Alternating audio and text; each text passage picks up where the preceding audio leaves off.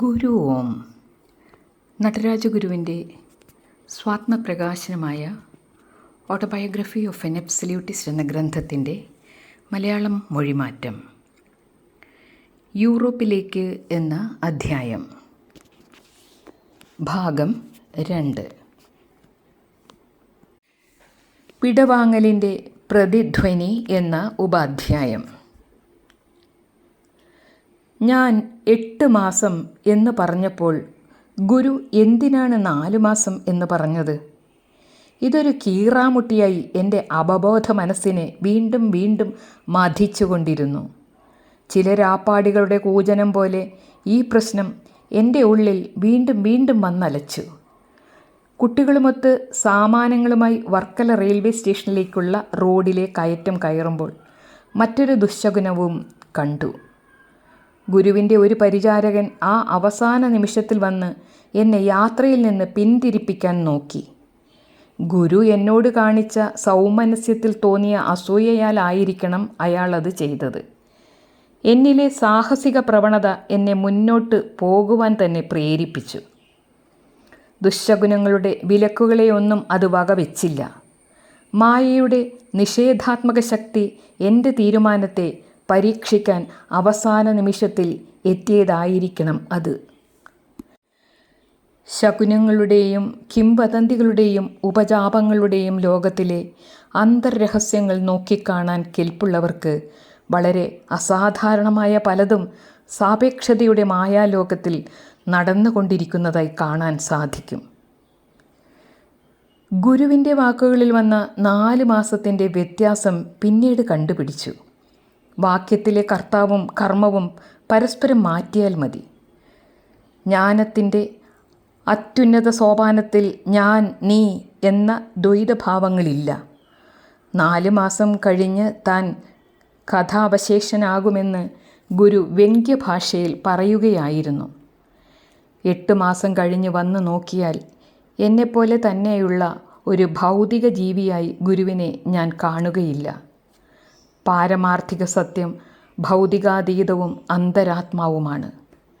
സാപേക്ഷ മൂല്യങ്ങളുടെ ഇരുണ്ട ലോകത്താണ് പ്രതിധ്വനികളും ദുസ്സൂചനകളും നല്ലതും ചീത്തയുമായ ശകുനങ്ങളും ഒക്കെ വിലാസം ചെയ്യുന്നത്. അവയോടൊപ്പം തന്നെ ധ്യാനാത്മക മൂല്യങ്ങളുടെ സൂചനകളും ഉണ്ടായെന്ന് വരാം. ഏതായാലും ആ വിടവാങ്ങൽ രംഗത്തെപ്പറ്റി ഇത്ര മാത്രമേ എനിക്ക് പറയാനുള്ളൂ. കാമുകി കാമുകന്മാർ തമ്മിൽ നിഗൂഢ ഭാഷയിൽ നടത്തുന്ന ആശയവിനിമയം അവർ തമ്മിൽ മാത്രമുള്ള ഒരു ഏർപ്പാടാണ്. മറ്റ് സൂചിതാർത്ഥങ്ങളൊന്നും കാര്യമാക്കാനില്ല. അമ്മാതിരിയുള്ളതല്ല ഈ സന്ദർഭവും എന്ന് പറയാനാവില്ല. ആളുകൾ വരും പോകും. പതഞ്ഞൊഴുകുന്ന അരുവി അവിരാമം പ്രവഹിച്ചുകൊണ്ടിരിക്കും. സ്വാഭാവികമായ നിരപേക്ഷ നിയോഗത്തിൻ്റെ ഗതി ഇത്തരത്തിലുള്ളതാണ്. യാത്രയ്ക്ക് ഒരുങ്ങുന്നു എന്ന ഉപാധ്യായം. വർക്കല നിന്നും പുറപ്പെട്ട ഞാൻ പിറ്റേ ദിവസം ഉച്ച തിരിഞ്ഞ് മധുരയിൽ വെച്ച് ബോട്ട് മെയിലിൽ പറ്റിക്കൂടി. കടത്തും കടന്ന് പുലർച്ചയ്ക്ക് കൊളംബിലെത്തി. അവിടെ ഡാം സ്ട്രീറ്റിൽ മലയാളികളുടെ ഒരു ലോഡ്ജിൽ താമസിച്ചുകൊണ്ട് കപ്പൽ ഏജൻറ്റുമാരുമായി സമ്പർക്കത്തിലേർപ്പെട്ടു. ഡ്യൂമാസിൻ്റെ 3 തുപ്പാക്കി പടയാളികൾ അഥവാ 3 മസ്കറ്റീഴ്സ്, അതിൽ ഒരുവൻ്റെ പേരുള്ള ഷാൻഡല്ലി എന്ന കപ്പലാണ് 2 ആഴ്ചയ്ക്കകം കിട്ടാവുന്നത് എന്നറിഞ്ഞു. ഗുരു ഏറ്റിരുന്നതുപോലെ കൂടുതൽ പണം പോസ്റ്റ് വഴി അയച്ചു തന്നു. കറുത്ത ഒരു സൂട്ടും തൊപ്പിയും വാങ്ങി. പഴയ ഓവർകോട്ടും കൂടിയായപ്പോൾ ഞാൻ കപ്പൽ യാത്രയ്ക്ക് തയ്യാറായി കഴിഞ്ഞ ഒരു ജെൻറ്റിൽമാൻ ആയി. ഞാൻ മുൻപ് മേൽനോട്ടം വഹിച്ചിരുന്ന നിശാപാഠശാലയുടെ ആഭിമുഖ്യത്തിൽ എനിക്കൊരു യാത്രയയപ്പ് സൽക്കാരം നടന്നു. യാത്രയ്ക്ക് തൊട്ട് മുൻപ് ഒരു വിചിത്ര മനുഷ്യൻ എന്നെ വശീകരിച്ചു കളഞ്ഞു. ലോകത്തുള്ള ഏത് തുറമുഖത്തും ഇത്തരം തട്ടിപ്പുകാരെയും വെട്ടിപ്പുകാരെയും കാണാം. ആധുനികമായ കൂട്ടുജീവിതത്തിൻ്റെ ഉപോൽപ്പന്നങ്ങളാണ് ഇവർ.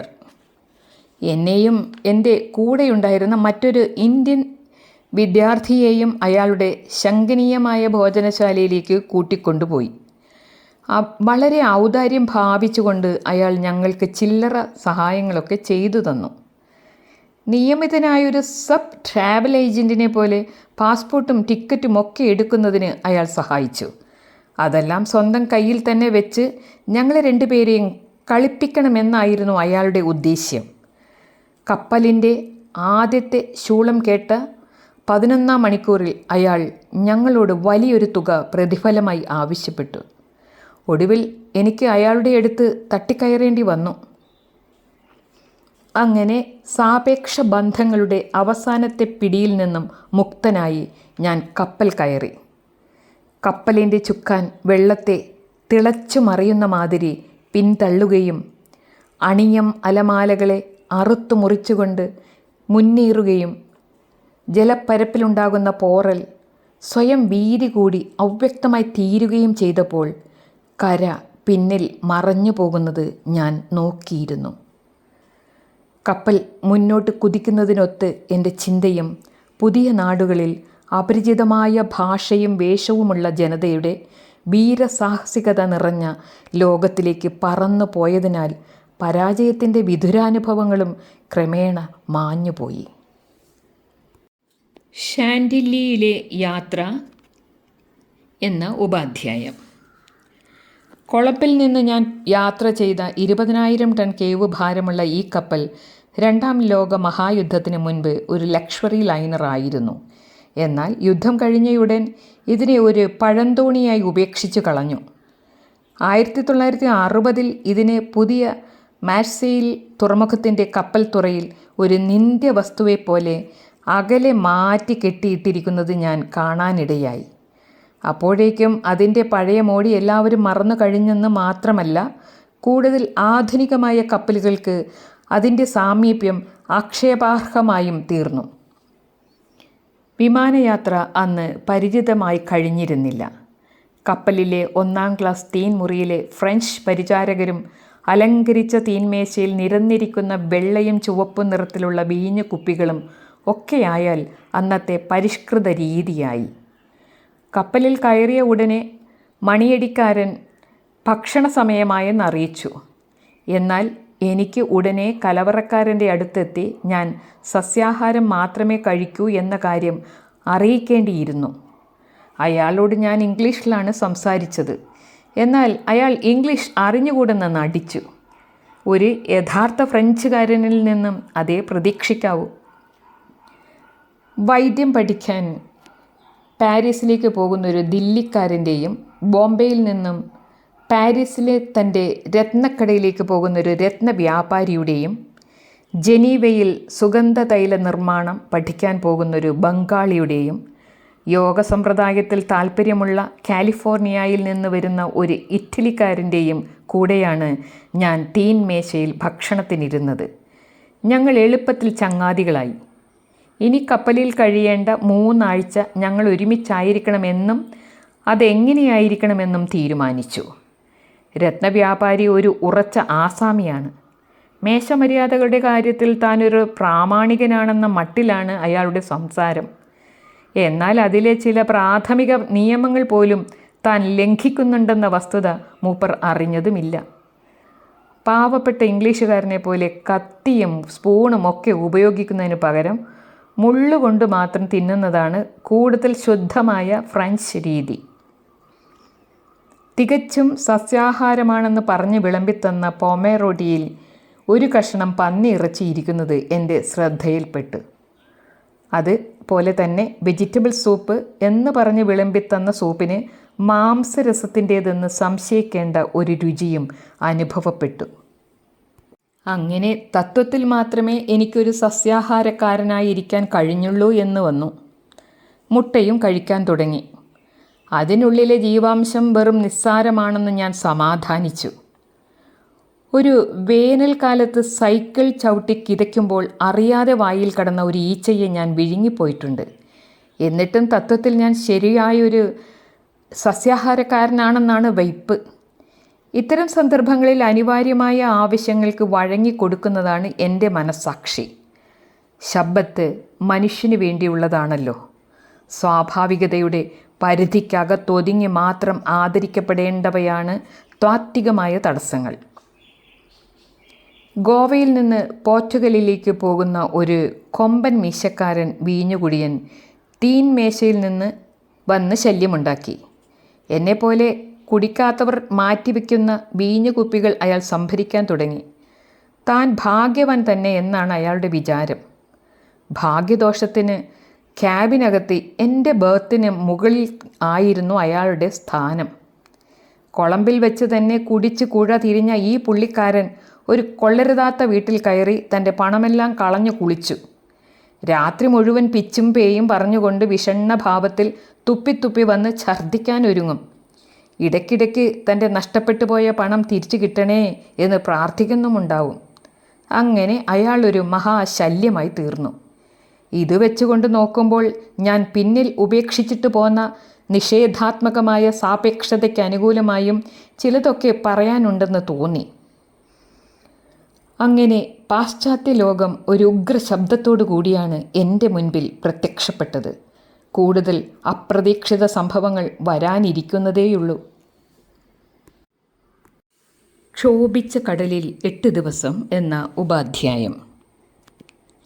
സൂര്യാസ്തമയത്തിലും ഉദയത്തിലും കപ്പലിൻ്റെ മുകൾ തട്ടിൽ സംഘം ചേർന്നിരുന്ന് സൊള്ളു പറയുക, ഭക്ഷണ സമയത്തെ മണിയടി കേട്ടാൽ അങ്ങോട്ട് ചെല്ലുക, ഡെക്കിൽ നടക്കുന്ന കളികൾ കാണുക, പുതിയ സ്ത്രീ പുരുഷന്മാരുമായി ചങ്ങാതികളാവുക, വല്ല കുടിയൻ നാവികനും ടാപ്പ് നൃത്തമാടുന്നത് കൂട്ടരും ചേർന്ന് നോക്കി രസിക്കുക, രാത്രികാലങ്ങളിൽ ചിലരുടെ മുറ തെറ്റിയ പ്രേമ നാടകങ്ങൾക്ക് സാക്ഷികളാകുക, ഇത്തരം സന്ദർഭങ്ങളിൽ കുടിച്ചു കുഴ തിരിഞ്ഞ ഓഫീസർമാരും പങ്കാളികളായ കഥ ക്യാബിനിലിരിക്കുമ്പോൾ കേൾക്കുക തുടങ്ങിയ വ്യാപാരങ്ങളിൽ ഏർപ്പെട്ട് യാത്രക്കാർ സമയം കഴിച്ചു. ഏതായാലും ദിവസം കഴിയുന്തോറും അറബിക്കടൽ കൂടുതൽ ക്ഷോഭിക്കാൻ തുടങ്ങി. തിരമ്പുന്ന തിരമാലകളുടെ ഉയരം കൂടിക്കൂടി വന്നു. എങ്ങോട്ട് തിരിഞ്ഞാലും ഇനിയൊരവസാനമില്ലെന്ന് വന്നപ്പോൾ ചിലർക്കെല്ലാം ദുർജ്ഞേയമായൊരു നിഷേധാത്മക ഭീതിയുണ്ടായി. ആർക്കായാലും ഉരുണ്ടുമറിയുന്ന കപ്പലിൽ കാലിടറാതെ നടക്കാനുള്ള കഴിവ് കിട്ടാൻ കുറേ സമയം പിടിക്കും. അതോടുകൂടി പകുതിയോളം യാത്രക്കാർ പ്രാതലിന് വരാതായി. അവരുടെ പങ്ക് വെണ്ണ അത്യാഗ്രഹികളായ മറ്റു ചിലർ കൈക്കലാക്കി. അടുത്ത ദിവസമായപ്പോൾ തിരമാലകളുടെ പൊക്കം വീണ്ടും കൂടി. ഇതിനിടയിൽ കടൽ ഒടിച്ചു കുത്തി തിരകളോടുകൂടി അലറിമറിയാൻ തുടങ്ങി. ഇതിനെയെല്ലാം അറുത്ത് മുറിച്ചു കൊണ്ട് വേണം കപ്പൽ പോകേണ്ടത്. പൊങ്ങിയും താണും ഉരുണ്ടും പിരണ്ടും പോകുന്ന കപ്പലിൻ്റെ മുകൾ തട്ടിൽ തിരയടിച്ച് കയറിയപ്പോഴേക്കും എല്ലാവരുടെയും ഉത്കണ്ഠ ക്രമാതീതമായി. ഇന്ത്യക്കാരായ ഒരു കുടുംബത്തിന് കപ്പലിൻ്റെ വാതായനം അടയ്ക്കുന്നത് എങ്ങനെയെന്ന് അറിഞ്ഞുകൂടാ. വെള്ളം കയറി നിറഞ്ഞ ക്യാബിനിൽ നിന്ന് അവരെ പിന്നെ രക്ഷപ്പെടുത്തേണ്ടി വന്നു. മനുഷ്യൻ്റെ ആത്മാവ് അതിൻ്റെ സങ്കുചിത രൂപത്തിലേക്ക് ചുരുങ്ങി. അനാത്മാവ് പ്രാധാന്യത്തിലേക്ക് ഉയർന്ന് ആത്മീയ മണ്ഡലത്തെ മുഴുവൻ കൈവശമാക്കി. ഏത് സമയത്തും എല്ലാം തുലയുമെന്ന മട്ടായി. കപ്പൽ ജോലിക്കാരുടെയും ഉദ്യോഗസ്ഥന്മാരുടെയും നോട്ടത്തിലാണെങ്കിൽ യാത്രക്കാരിൽ വിശ്വാസം പകർന്നു കൊടുക്കുന്ന യാതൊരു ഭാവവും കണ്ടതുമില്ല. ഞാൻ തൽക്കാലം സ്വസ്ഥനായി തന്നെ ഇരുന്നു. കപ്പലൊന്ന് പൊങ്ങി വീഴുമ്പോഴും ധൈര്യമായി ഉമിനീരിറക്കും. ചവിട്ടടിയിൽ നിന്ന് കപ്പൽ താഴ്ന്നു പോകുന്നെന്ന് തോന്നുമ്പോഴെല്ലാം വയറ്റിനടിയിൽ എന്തോ ഒരിളക്കം. കപ്പൽ വീണ്ടും തിരയുടെ മുകളിലേക്ക് കുതിക്കുമ്പോൾ അതില്ലാതാകും. കുറേ ദിവസത്തേക്ക് ഞങ്ങൾക്ക് കാണാൻ ഉണ്ടായിരുന്നത് അങ്ങോട്ടും ഇങ്ങോട്ടും ഞങ്ങളെ കടന്നു പോകുന്ന കപ്പലുകൾ മാത്രമാണ്. ഈ കപ്പലുകളെല്ലാം പല വിചിത്രമായ കൊടിയടയാളങ്ങളും കാട്ടുന്നുണ്ടായിരുന്നു. എന്നാൽ കപ്പലിൻ്റെ മുകളിലത്തെ ക്യാബിനിൽ ദൈവത്തെപ്പോലെ അദൃശ്യനായിരിക്കുന്ന കപ്പിത്താന് മാത്രമേ അതിൻ്റെ അർത്ഥം അറിഞ്ഞുകൂടൂ. കപ്പൽ മുങ്ങിയാൽ ലൈഫ് ബോട്ടിലേറി രക്ഷപ്പെടേണ്ടത് എങ്ങനെയെന്ന് കാട്ടിത്തന്നത് ഭീതി അധികമാകാനാണ് യഥാർത്ഥത്തിൽ ഉപകരിച്ചത്. അവസാനം കര കണ്ടു തുടങ്ങി. യുലീസസിനോ ഏഷ്യൻ മറൈനർക്കോ ഉണ്ടായ അനുഭവമാണ് അപ്പോൾ ഓരോരുത്തർക്കും ഉണ്ടായത്. ആഫ്രിക്കയിലെ സൊമാലി ലാൻഡിലുള്ള ജിബൗട്ടി എന്ന ഫ്രഞ്ച് തുറമുഖമായെന്ന അറിയിപ്പ് കിട്ടി. ആഫ്രിക്കക്കാരുടെ കറുത്ത കണ്ണുകളും ഹിന്ദുസ്ഥാനി സംസാരിക്കുന്ന തൊഴിലാളികളും കൂടി സ്വാഗതം ചെയ്യുന്ന ആ കടലോരത്തെ നടും വെയിലിൽ ഒന്ന് ചുറ്റി നടക്കുന്നത് കപ്പലിൽ വന്ന ആണിനും പെണ്ണിനുമെല്ലാം ആശ്വാസകരമായിരുന്നു. ഞങ്ങൾ ഇസ്ലാമിൻ്റെ നാട്ടിലാണ് എത്തിയിരിക്കുന്നത്. കപ്പലിൽ നിന്ന് ഇറങ്ങിയ സമുദ്രഭീതരായ യാത്രക്കാർക്ക് ആകർഷകമായ ഒന്നും ആ പരിത്യക്തമായ മരുഭൂമി പ്രദേശത്തുണ്ടായിരുന്നില്ല. സിൻബാദിൻ്റെ ചങ്ങാതികളെപ്പോലെ അവരും ആ ഊഷരമായ കടലോരത്തിലൂടെ ശബളാഭമായ വേഷത്തിൽ ഇറങ്ങി നടന്നു. കുറേക്കൂടി ആകർഷകമായ പോർട്ട് സെയ്ദ് വരാൻ പോകുന്നതേയുള്ളൂ. എന്നാൽ അവിടെ എത്തിയപ്പോഴേക്കും ഞാൻ സുഖമില്ലാതെ കിടപ്പിലായി. ക്യാബിനിലെ ചങ്ങാതിമാർ വന്ന് പറഞ്ഞ വിശേഷങ്ങൾ കേൾക്കാനേ എനിക്ക് കഴിഞ്ഞുള്ളൂ. കുപ്രസിദ്ധമാണത്രേ അവിടം. കപ്പൽ കച്ചവടത്തിൻ്റെയും കൊളോണിയലിസത്തിൻ്റെയും എല്ലാ ദോഷങ്ങളും അവിടെ കേന്ദ്രീകരിച്ചിട്ടുണ്ട്. ചെങ്കടലിൽ കൂടി എന്ന ഉപാധ്യായം. 1928 വേനൽക്കാലത്ത് ശാന്തമായി കിടക്കുന്ന സമുദ്രത്തിൽ കൂടി ഷാൻഡല്ലി കടന്നു പോകുമ്പോൾ യൂതന്മാർക്കും അറബികൾക്കും അതുപോലെ തന്നെ ക്രിസ്ത്യാനികൾക്കും ഒരുപോലെ അവകാശപ്പെട്ട പുണ്യഭൂമി ഇരുവശവും കാണാമായിരുന്നു. ആദ്യമായി ഒരു ഫ്രഞ്ച് വാക്യം എനിക്ക് പഠിക്കേണ്ടി വന്നത് ദാഹം തീർക്കാൻ വേണ്ടി പ്രധാന വെയിറ്ററോട് വെള്ളം ചോദിക്കാൻ ചെന്നപ്പോഴാണ്. ഡൊന്നസ് മൊയ്തി ഇലിലു SVP, അതായത് വെള്ളത്തിൽ കുറച്ച് എനിക്ക് തരുമോ ദയവ് ചെയ്ത് എന്ന് മാത്രമേ എനിക്ക് ചോദിക്കാൻ പാടുള്ളൂ. ഇംഗ്ലീഷിലെ പോലെ നേരിട്ട് വെള്ളം ആവശ്യപ്പെട്ടുകൂടാ. അരമണിക്കൂർ വിട്ട് ഐസ് ചേർത്ത വെള്ളം കുടിച്ച് എനിക്ക് ഇൻഫ്ലുവൻസ പിടിച്ചു. കപ്പലിലുണ്ടായിരുന്ന 2 പേർ മരിച്ചു. അവരുടെ ജഡങ്ങൾ ക്യാപ്റ്റൻ ജലപ്പരപ്പിലേക്ക് കെട്ടിയിറക്കി. വിശന്ന് വലഞ്ഞ സ്രാവുകൾക്ക് പ്രയോജനപ്പെട്ടിരിക്കും. പോർട്ട് സെയ്ദായി എൻ്റെ ബർത്തിന് മുകളിൽ സ്ഥാനം പിടിച്ചിരുന്ന ആ കുടിയൻ പോർച്ചുഗീസുകാരൻ രാത്രിയിൽ താഴെ ഇറങ്ങി വന്ന് എന്നെ കെട്ടിപ്പിടിച്ചിട്ട് പറയുകയാണ്, കളഞ്ഞുപോയ തൻ്റെ പണം മാർസീലിൽ വെച്ച് തിരിച്ചു കിട്ടുന്നതിന് ദൈവത്തോട് പ്രാർത്ഥിക്കണമെന്ന്. അഭ്യർത്ഥന അതിർ കടന്ന ആവേശത്തോടു കൂടിയായപ്പോൾ എനിക്ക് കൈത്തല മേത്തല എടുക്കേണ്ടി വന്നു. ക്ഷീണിച്ചിരിക്കുന്ന ഞാൻ ശേഷിച്ച സകല ശക്തിയും ഉപയോഗിച്ച് അയാളെ തള്ളി മാറ്റി. അയാൾക്കറിയാവുന്ന ദൈവവുമായി കുറേ അടുപ്പത്തിലുള്ള ആളായിരിക്കും ഞാനെന്ന് മൂപ്പർ ഊഹിച്ചു. ദൈവം തെമ്മാടിയുടെയും മാന്യൻ്റെയും കൂടെ ഉണ്ടെന്ന കാര്യം അയാൾക്കറിയില്ല. നിരപേക്ഷനായ ദൈവത്തിൻ്റെ ആനുകൂല്യം നല്ലത് മാത്രം ചെയ്യുന്നവരുടെയോ വെറും മാന്യന്മാരുടെയോ കുത്തകയല്ല. പക്ഷേ പരമോന്നതനായ ദൈവത്തിൻ്റെ കാരുണ്യത്തിന് അർഹനാകാൻ അപരതന്ത്രതയുടെ സ്പർശം ആവശ്യമാണ്. മധ്യധരണ്യാഴിയിലൂടെ എന്ന ഉപപാഠം. അധികം വൈകിയില്ല. അപ്പുറത്തതാ മധുരനാരകവാടികളും ഒലിവ് മരക്കൂട്ടങ്ങളും സുഗന്ധോദാരത പരത്തി നിൽക്കുന്ന ശീതളമായ മെഡിറ്ററേനിയൻ അന്തരീക്ഷത്തിലേക്ക് ഞങ്ങൾ പ്രവേശിക്കുകയായി. നിർവ്വാണം പ്രാപിച്ച അഗ്നിപർവ്വത ദ്വീപിൻ്റെ ഏകാന്തനായ കാവൽക്കാരനെ പോലെ കറുത്ത ജലപ്പരപ്പിൽ കുത്തനെ തലയുയർത്തി നിൽക്കുകയാണ് സ്ട്രാംബോളി. അതിൻ്റെ നിഴലിലൂടെ കടക്കുമ്പോൾ ചൂട് അല്പം മാത്രമേ കുറഞ്ഞിട്ടുള്ളെങ്കിലും യാത്രക്കാർ യൂറോപ്പിൻ്റെ മാനസിക അന്തരീക്ഷത്തിലേക്ക് പ്രവേശിച്ചു കഴിഞ്ഞിരുന്നു.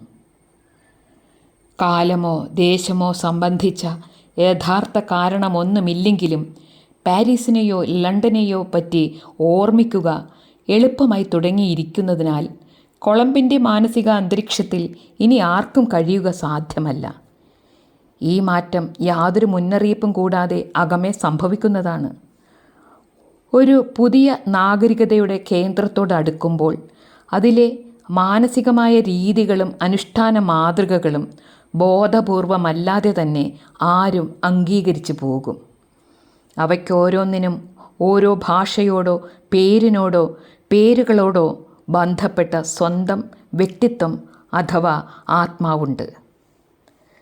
നാരായണ ഗുരുവാണ് ഇതെനിക്ക് ആദ്യം ചൂണ്ടിക്കാട്ടി തന്നത്. തിരുവനന്തപുരത്ത് നിന്നും നാഗർകോവിലേക്ക് സ്ഥലം മാറുമ്പോഴുണ്ടാകുന്ന അന്തരംഗസ്ഥിതി വ്യത്യാസത്തെപ്പറ്റി പറയുമ്പോഴാണ് ഗുരു ഇത് വ്യക്തമാക്കിയത്. ഭാഷാപരമായ ഭൂമിശാസ്ത്രം നദികളും പർവ്വതങ്ങളും കൊണ്ടറിയാവുന്ന ഭൂമിശാസ്ത്രത്തോളം തന്നെ മനുഷ്യ മനസ്സിന് യാഥാർത്ഥ്യമായി തീരും. സിസിലിയിലെ എട്ന അടുത്തപ്പോൾ എല്ലാവരും ദൂരദർശിനി കണ്ണാടികളുമായി തിരക്കുള്ള മുകൾത്തട്ടിലെത്തി. സൂയസ് പ്രദേശത്തിലെ തുറമുഖങ്ങളിൽ വെച്ച് തന്നെ പരവതാനി കച്ചവടക്കാരും കൗതുക വസ്തു വിൽപ്പനക്കാരും കപ്പലിൽ ഇരച്ചു കയറി കഴിഞ്ഞിരുന്നു. ഇപ്പോൾ ഞങ്ങൾ പുരാതനമായ സ്കില്ല പാറയുടെയും ഷാരിബ്ഡിസ് നീർച്ചുഴിയുടെയും ഇടയിൽ കൂടിയാണ് കടന്നു പോകുന്നത്. അങ്ങനെ 2 ദിവസം കൂടി ആവി പാറിച്ച് ഒരു പ്രഭാതത്തിൽ ഞങ്ങൾ മാർസെയിലിൽ എത്തി. യൂറോപ്പിലേക്ക് എന്ന അധ്യായം പൂർണ്ണമാകുന്നു. ഗുരു ഓം തത്സത്.